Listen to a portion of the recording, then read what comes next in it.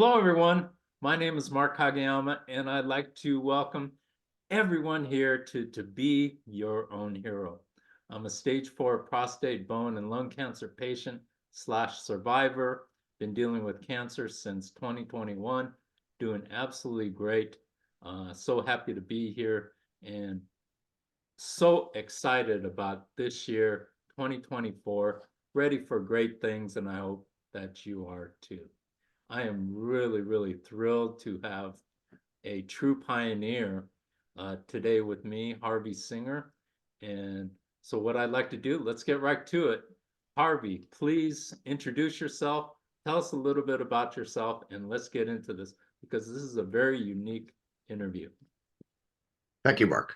My name is Harvey Singer. I am 69 years old. I was diagnosed with male breast cancer in 2008. I had subsequent surgery, followed up by prophylactic chemotherapy. 2 years later, I was diagnosed with prostate cancer, had surgery, full prostatectomy, followed by radiation 2 years later, what they called pelvic elimination radiation. We weren't sure where we were radiating, but we were going after the whole area because my PSA continued to rise. In 2008, when I was diagnosed, my sister, who was a 3-time survivor at the time of breast cancer, and she helped me through the reins.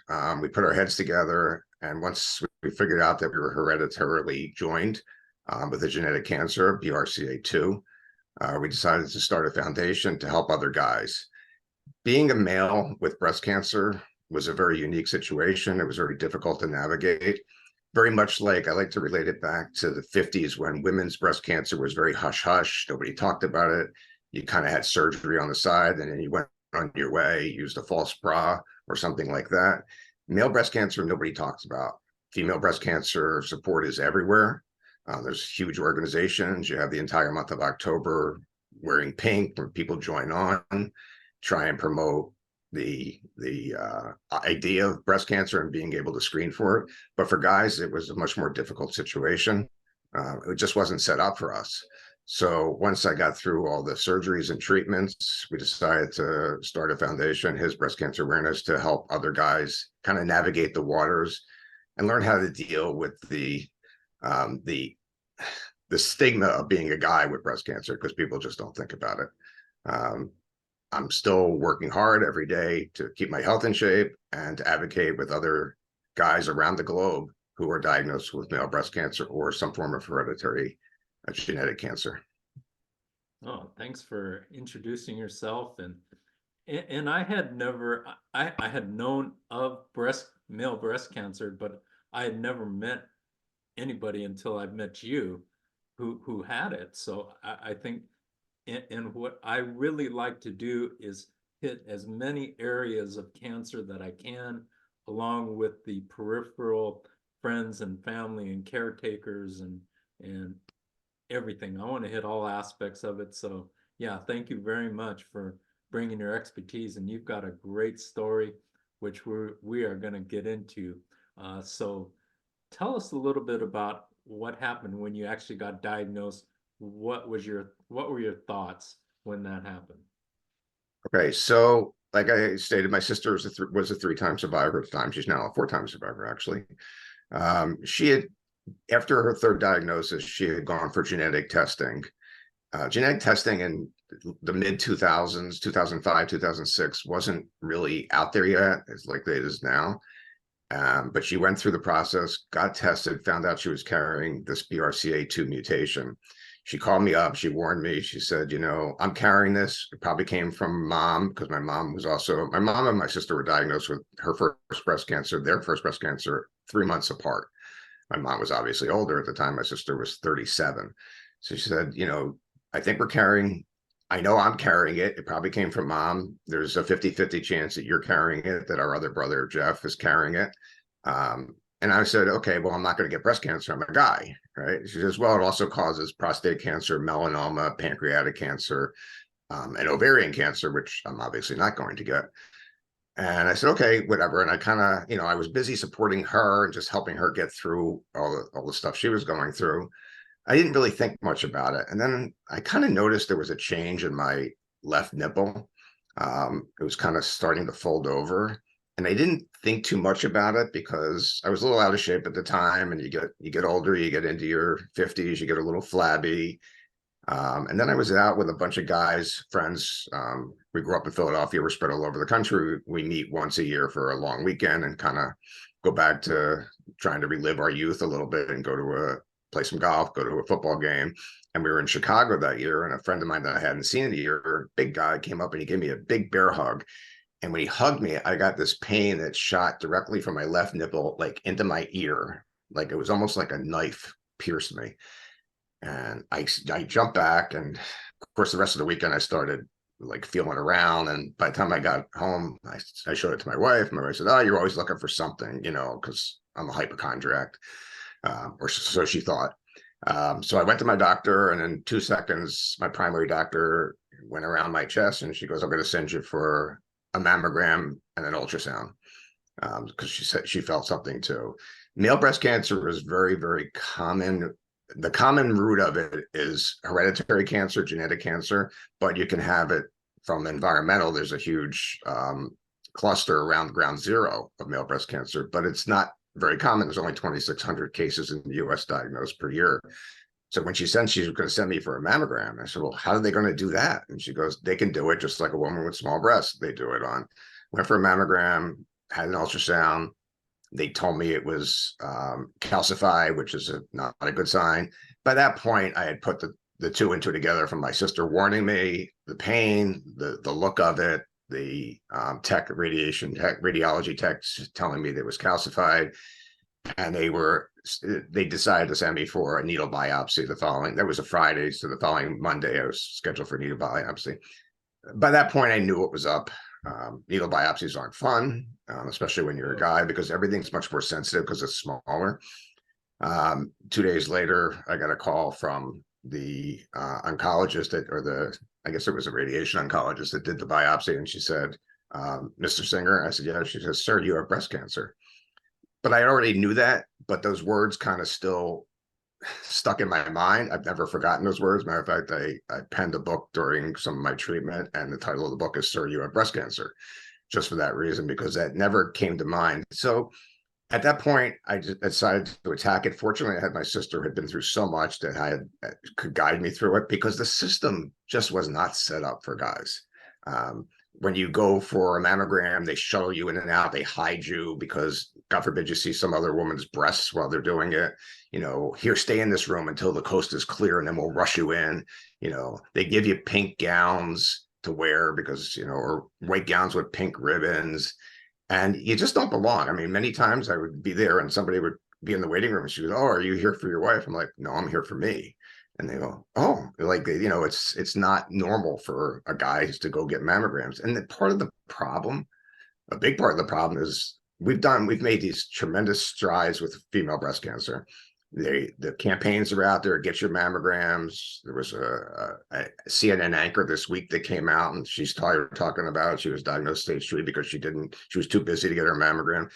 Guys, we don't get screened, and guys actually medically are ignorant as a group. We try and blame everything on something else. And guys with breast cancer, and I've heard this over and over and over in the last 12 years I've been doing this.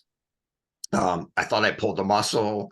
I thought the pain was something else. I ignored the visual of it as I did. And you just go, well, we have to make it more clear to these guys. So my sister and I spent the last 10 years just trying to promote male breast cancer, not to promote it so people think they have it, but promote it to make them aware of it. So that if they get something, they check it. If you know your family history, there's a chance that you can get male breast cancer. Like, that's how I did it. Look, my mom carries it, I carry it, my sister carries it, and actually my brother actually carries the mutation as well. Even though it was only 50-50, we all got it. But there was only a 6.5% chance I was going to get breast cancer from it. I like to defy odds. I don't like to defy them that way, but I like to defy odds. And I got it. And there was like over a 70% chance that carrying this mutation was going to give me prostate cancer, and early onset prostate cancer, which is, before you're 60. And I got that too. So the more you know, the more you can screen, the more you can check. It's a difficult thing to want to know. I know I have two boys. They're both in their late 30s. Actually, one's 40 now. Um, it was difficult to get them first to watch me go through it, have them watch me go through it, but two, to get them to understand that there was a 50-50 chance they could carry this mutation. So everybody handles it differently. My younger son couldn't get checked fast enough and get tested fast enough. My older son kept pushing back, pushing back, pushing back, like most guys do. Honestly, they don't want to know something that could be wrong with them. So we're just trying to educate guys out there that this can happen to you. And unfortunately, the mortality rate is much higher than in female breast cancer because we don't get screened, because we ignore symptoms. So we end up being staged later at diagnosis. But also too, you're fighting a tremendous stigma about it. Men are macho and they're proud, and it seems to me that you're fighting two different things. You're fighting the cancer and you're fighting the stigma of having breast cancer. And probably three things, because you're fighting the system because it's not set up for you. Right. So yeah, the emasculation of it, my friends would say, they try and be jovial about it, joke about it. Oh, do you want to play from the red tees now because you're just a girl, in golf or something like that, and I know they did it lightheartedly. And honestly, it didn't really bother me that much because I know deep down what they thought and how they felt. And they were just trying to lighten the situation. But yeah, people, it's amazing how many people don't know that guys get breast cancer. It's amazing how many clinicians, doctors, and nurses I've come across that didn't know. I mean, I do a lot of testing because I've had prostate cancer, I've had breast cancer, I've had colitis my whole life. I do a lot of testing, and I'm very, very capable of screening. But it's amazing when I go in for these testings, the nurse will read my chart. That she doesn't know me from Adam. She comes in, she goes, "Oh," and they take a step back, or I'll take my shirt off and they see my mastectomy scar, and they go, "Oh, well, I think I've heard of that, but I don't think I knew guys could get breast cancer." And like, you're a nurse, you're a doctor. How do you not know this? How does this not become part of your curriculum? But it's out there. So the more I can do with people like you who want to have me talk about this, I am happy to talk about it. When I first was diagnosed and had my surgery and I would go on our vacation, I would wear my shirt on the beach all the time because I was a little embarrassed about it, having a full mastectomy on my left breast. And then I said, you know what? I'm going to promote it. I'm going to wear it. I'm going to wait for somebody to look at me just an extra second so I can engage them. And maybe I can teach them. Maybe I can save their lives or somebody they love's lives. It's That's it's very emasculating though, because it's not supposed to happen to us. But we're in a world where gender doesn't seem to matter these days to anybody. no. I mean, you can change your gender, I guess, if you want, but in this case, there's just still a stigma about guys and breast cancer. There is. Wow. I mean, I am so intrigued and I'm so interested to hear what you have to say about this subject because I'm all about, you know, it doesn't matter what you have, what kind of cancer you have, you know, it's important to all of us as individuals that we have the knowledge. And what the beauty of 2024 is now that there's so many more people uh, that are talking about cancer, and there's so many advocacy groups that talk about cancer and embrace people. And what you've done, I mean, you're a pioneer. You're an absolute pioneer, and my hat's off to you. And I really, really respect that. And so thank you for what you do. That's not a problem. When at the time there was just nowhere to go for me. One of the reasons we did this, between my sister and I, we have 5 boys. We have no girls. We know that each child was 50-50 to carry. And it was such a unnerving experience going through it as a guy. I just said, I got to do something to change it. I mean, we would research male breast cancer, and the only thing we would find is somebody that had some page that was paying homage to their father or their brother that they lost to male breast cancer. There was nowhere to go. There were no resources. And that's when we started his. It was the first of its kind. There are a few others out there, and we're happy to work with them. We talk to each other on a regular basis. I'm not about promoting myself or my foundation. I'm about trying to educate and get the word out there. The his was when we talked about naming the foundation. The his was such a natural thing for us because his being for a guy, but his happens to also be my full initials. HIS are my initials. So there was really, it didn't take very long for us to name the foundation. And the pink and blue is to incorporate, the pink for women because the pink washing of October, because everybody associates pink with female breast cancer, but the blue to just let everybody know that guys get this too. So yeah, it's funny because I, as a salesman and a guy thriving and trying to build my career and in business, I've been in my own business for 22 years. It was always about work. It was always about my kids, getting them, keeping them busy, getting them through school, getting them educated, and giving them some sports background and making money so I could, do something. I never thought about being benevolent and philanthropic that way with my time or my money. But a cancer diagnosis changes the way you view things. And for me, it just became, okay, this is what I'm going to do. This is where I'm going to spend whatever time I have left. I'm going to spend it. Yes, I'm going to take care of myself and my family, but I'm going to try and educate as many people as I can along the way. That's what we've done. If you wouldn't mind, why don't you give a plug for your foundation? I love the shirt. Yeah, talk a little bit about that, please. Okay, so it is His Breast Cancer Awareness. You can find us at hisbreastcancer.org. We have a tremendous website that's interactive with a lot of other foundations and partners, whether they're research partners or physician partners or other advocacy groups. We're happy to intertwine with any of them. It's now, what are we now? We're 13 years old. We were the first of our type. I don't know if we're the biggest anymore because it's basically a full nonprofit C3 foundation. It's my sister and I and some of our family and some of our friends and a couple of paid employees on the marketing side, but we don't take a dime personally out of it. Everything we get, we goes back in. We've helped fund pictures, documentary called Pink and Blue, Colors of Hereditary Cancer. A gentleman came to us in 2012 and said, we're trying to put this film together. He was a film director in California and wanted to do it. We helped them financially. We helped them in the film. It's a great film, actually. You can still find it on any Apple or Google or any way you can rent a picture. I think it's $5. It's called Pink and Blue Colors of Hereditary Cancer. I've written a book about my journey through this with a little bit more background on my life, which some people didn't like that part of it, but I kind of let it all hang out. I do have a journalism background, so I kind of write a little bit. But when I was going through treatment, I decided to keep myself busy. What is the name of the book?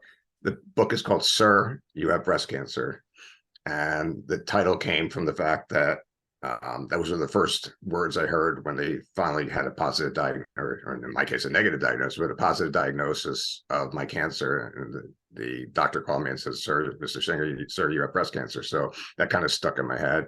But I went back and looked at my life and have some frivolity. I didn't want to write a book that was, morbid and I had this surgery and I had that treatment, and people don't want to read that stuff. I don't think I've read enough of them to know.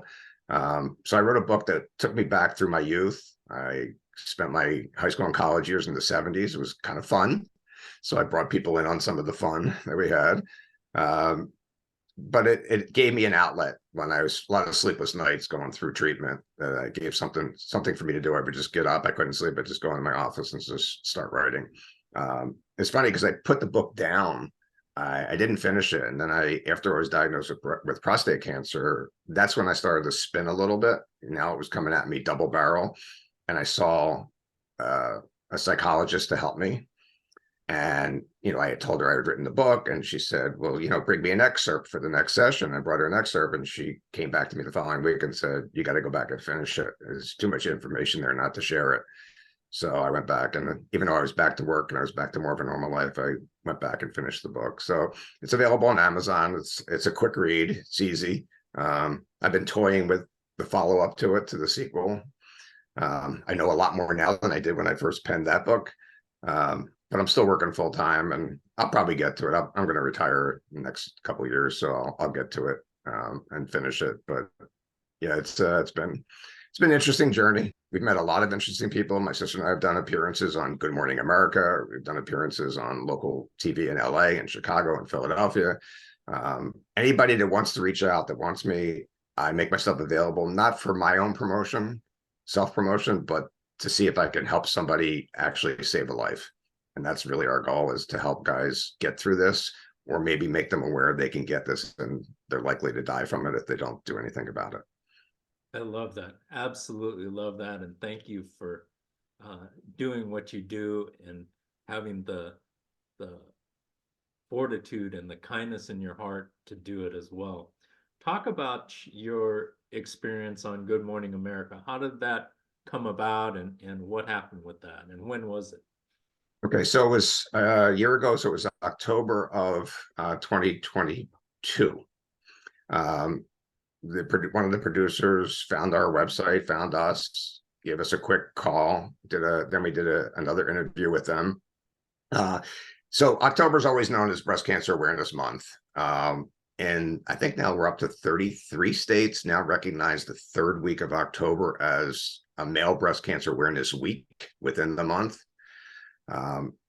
Michael Strahan, who is one of the hosts of Good Morning America, it was his producer.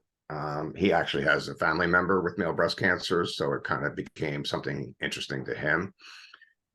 So they reached out to us. We went. I'm in California. My sister's in Florida and New Jersey these years. We met up. We went to New York City. We shot it. They didn't want us to have any prepared questions, which was interesting. So they kind of just hit us off the cuff, and they interviewed us separately, which is what's also interesting. They were looking for more of the interaction because my sister's a survivor, I'm a survivor. They wanted the interaction, but they wanted it separately, which was kind of unique. I think there's a clip of it on our website. You can access it on our website. So it was great. And when we were finished, and when they ran it, we got huge huge hits from all over the place for people that saw it that just wanted to know more about it. So it really helped us open up some eyes. I mean, it's a good reach program, obviously. It's interesting because we've been chasing the NFL for years to try and do something because they were always about October and wearing pink cleats and things like that. And we never could make any inroads into them because they just didn't want to go there. And there's an audience that was what at that time, predominantly probably 80% male, the NFL audience, but they wouldn't go there with us. They would still promote the pink. They wouldn't just let what else add the blue to it. Now they've kind of changed and they kind of go through all cancers in October. They don't specify breast anymore, but we're still working on it. Well, like I said, we don't have a big team. It's my sister and I, and we do all the work, honestly. So we don't want a team. We don't want people on payroll. We don't want this big organization. That's not what we're here for. But if we can reach as many people as we can, we will. Pink and Blue, Colors of Hereditary Cancer was a documentary that we helped fund, and it's out there. Any place we can go to reach people, we will. That is absolutely awesome. I love it. And, anything I could do to help you, let me know. And, I think we're all working together in this space. And the more we could help each other to promote and to, when I started my channel, I just wanted to help one person. And that went from one person to two people, and now it's like all day long. So I know the feeling, and we're all on a mission, and yeah, I mean, the greatest reward I get is when I get something back after we help somebody, and look, I can't tell you medically what to do. I can give you a roadmap. I can tell you what I've done. But my biggest message is always the same, that you are in charge of your care. So many people get hit over the head with this diagnosis and they're spinning. I'm sure you did, I did, everybody gets it. And they just run down this rabbit hole, and whatever their doctor tells them to do, they do. And they don't ever stop to think or research for themselves because they're scared. And my biggest message is always the same. You are now in charge. This is the most important job you will ever have in your life. Don't take it lightly. Research everything. Doctors are great. They do their best to help you, but they're not God. They don't change every outcome, and they make mistakes. And you have to be sure that what you're doing, because this is tough treatment. I mean, you've been through it. I've been through it. Making decisions on these treatments is not easy. Making decisions on surgery is not easy. But the more you know, the more you can have an educated decision. But ultimately, it's your decision. It's not your doctor's decision. So people are afraid to challenge their doctors. I have a whole chapter in my book. You can fire your doctor. If you had a bad plumber or electrician, you'd fire them. If you don't like where it's going, go somewhere else. I mean, when they told me after surgery, they told me I was good. There was no extenuating disease after my breast surgery. I would take a pill a day for 5 years and I'd be good. And then 2 weeks later, they started talking to me about chemotherapy. I'm like, wait, you didn't talk about that after surgery. Well, the pathology came back. I didn't want to do that, obviously, but nobody wants to do that. But I ended up really researching it. I saw 4 different breast oncologists. I had 3 totally different regimens for chemo from the 4 different doctors. And my attending physician, I went back and challenged her. I said, look, this is what I've learned. This is what I found out. She took my case to the tumor board at the hospital at the University of Rochester where I was being treated. And she came back. She goes, half agree with me, half agree with you on this treatment. I guess it's your call. And those words still resonate because it's always my call. And look, I don't know. I still don't know if I made the right decision then. I don't know if I make the right decision day to day, but at least it's my decision. And I'm doing it with education, not with just, okay, the doctor said do this, I'm going to do that. So to me, that's the biggest thing. But when somebody comes back to you after they've been through this and they come back honestly and they say, thank you, you helped me so much. And they're so ingratiated to you for what you did for them, even though I didn't do that much. It just that one person every time just makes me realize what I'm doing is for good. And it makes me feel that I've actually accomplished something in my life. So that is fantastic. Absolutely fantastic. What would be a final thought that you would like to leave our audience with? Probably the one I just gave you, though. That you need to be your own advocate. You need to take everything seriously and make your own decisions. It's something I live by. It's something I preach. It's if you're going to ask me for the most important thought, that's it. The other thing is just be aware. Be aware of your health history. Your familial history has so much to do. I've read so many books. It's funny. I was when I was in college. I started as a pre-med student. And one of the courses that kind of broke me out of it was genetics. And now that's kind of like my life is filled with genetics. That's kind of what I do all day long. And there's so much great information about genetic cancers out there. And every day we're learning more and more. So if you know your history, your family history, and there's any share, people don't understand that these genetic cancers can come from, I got it from my mother. Your father can pass it to a daughter, a father can pass it to a son. Your mother can pass it to her daughter, can pass it to her son. It doesn't matter. It's just genetics. So don't assume you're a guy, you're not going to get something, or you are a guy, you're definitely going to get this. I mean, we all know that prostate cancer is prevalent in the male population. If you live long enough, somebody will get it. Somebody will find you. There's like a 90% chance if you live long enough, you're going to have some sort of prostate cancer, but it's the early onset stuff that you and I have had that changes things. But if you know your history, you can screen for it. Don't be scared of history. Take it by the horns and use it to propel yourself, to help yourself, know what's coming or the chance of what's coming. If you have that, everything's out there. Just do your homework, find out. And that's be my biggest message. So if you know, education is knowledge. If you know what's behind you, you can screen differently. You can, even if you don't do formal screening, you can look. On my website, we teach you how to do a breast screening, how to do a self breast exam, just how to go around it. We have step-by-step directions on my website to teach you how to do that. Don't look at something and assume it's normal, because it might not be. Yes, and I don't want to make you a panic or hypochondriac like I am. Like I look at everything and go, shit, is this coming back at me? But we're survivors. We're gonna be alert to anything that changes. I go twice a year for dermatology checks because melanoma is part of my, part of the potential. I go once a year for pancreatic screenings because I know that that's a potential to be there. We all know how deadly pancreatic cancer can be. So people said, "Aren't you scared when you go in?" Yeah, I'm scared, but I still do it. Tests are every time I have a blood draw. I'm sure you know the same thing with PSA blood draw. You kind of cringe until you see that result. But knowledge is power. Power helps you survive. Beautiful. So I have one last question for you. Sure. How would Harvey Singer help make the world a better place in 2024? I don't think I have that. I don't think I have that power. Um, um, I guess we want me to stay on the health here, not the political side of this. So um, that's a tough question. I mean, I would just, a cab driver told me once in New York City years and years and years ago, a guy that I never thought said something. I don't know how I talked to him, and he said, when you know your body, something changed. That's when you should be alerted. And I've kind of kept that in the back of my mind for all these years.